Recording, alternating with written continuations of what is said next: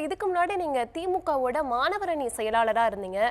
இப்போ நீங்க வந்து திமுகவுடைய கொள்கை பரப்பு செயலாளரா இருக்கீங்க. மாணவர் அணி செயலாளரா இருந்தப்போ நீங்க நினைச்சதெல்லாம் பண்ண முடிஞ்சதா? உங்களை கொள்கை பரப்பு செயலாளரா மாத்தினதுல வருத்தங்கள் ஏதாவது இருக்கா? முதல்ல அதுக்கு முதல்ல சொல்லிடுறேன். எனக்கு என்னங்க இது மாணவர் அணியிலேருந்து கொள்கை பரப்பு செய்யலான்றது ஒரு ஸ்டெப் மேலே அப்படின் போது அதுக்கு வருத்தம் எப்படிப்படுவோம்? அதுக்கு மகிழ்ச்சியும் பெருமையை தான் கொள்வோம்.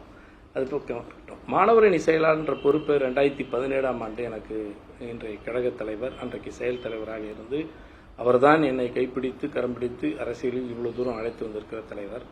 அவர் கலைஞரிடம் என்னை இது போல இந்த பொறுப்பை நியமிக்கிறேன்னு சொல்லி கேட்டாங்க. அப்போ அதுக்கு முன்னாடி இளைஞரணி செயலாளர் அந்த தலைவர் அவர்களும் அதை விடுவித்து அதிலிருந்து அவர் மூபிய சாமிநாதன் அண்ணனுக்கு நியமித்தார். எனக்கு முன்னாடி செயலாளராக இருந்த அண்ணன் கொள்கையந்தியிலிருந்து என்னிடம் கொடுத்தாங்க. நான் துணை செயலாளராக ஏற்கனவே அவரோட பயணித்திருக்கேன் 2 ஆண்டு காலம்.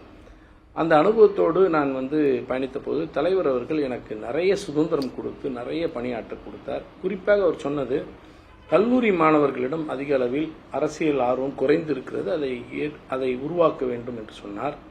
அங்கே திமுகவுக்கான கட்டமைப்புகள் ஏற்படுத்தணும்னு சொன்னார். அந்த பணிகளை நான் பெருமளவில் செய்திருக்கிறேன். ரொம்ப குறிப்பாக சொல்லணும்னா, ஒரு கொள்கை ரீதியான ஒரு இளைய சமூகத்தை உருவாக்குகிற பணியில் தலைவர் எனக்கு விட்ட ஆணைகளை நான் செய்திருக்கிறேன். அதையும் மீறி இன்னொன்று சொல்லணும்னா, தமிழ்நாட்டிற்கு 2016-17க்கு பிறகு, ஜெயலலிதா மறைவுக்கு பிறகுன்னு சொல்றதா எப்படின்னு தெரியல, ஆனால் மோடி ஆட்சியினுடைய அலங்கோலங்கள் அதிகமாக ஆடத் தொடங்கிய காலம் அதுதான். குறிப்பாக கல்வி மீது பெரும் தாக்குதலை RSS கூட்டம் நிகழ்த்த தொடங்கிய காலம் அது.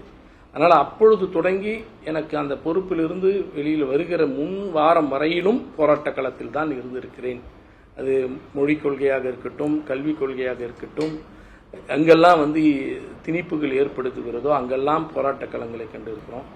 மிகப்பெரிய வாய்ப்பாக சொல்லணும்னா, இளைஞரணி செயலாளராக மாண்புமிகு உதயநிதி ஸ்டாலின் அவர்கள் பொறுப்பேற்ற பொழுது நானும் மாணவர் அணி செயலாளராக இருந்திருக்கிறேன். நீட் எதிர்ப்பு போராட்ட களத்தில் மிகப்பெரிய களத்தினை அவர் எனக்கு வழங்கி அந்த போராட்ட களத்தில் நான் அவருக்கு துணையாக பணியாற்றிருக்கிறேன் என்ற பெருமிதத்தை நான் கொண்டிருக்கிறேன்.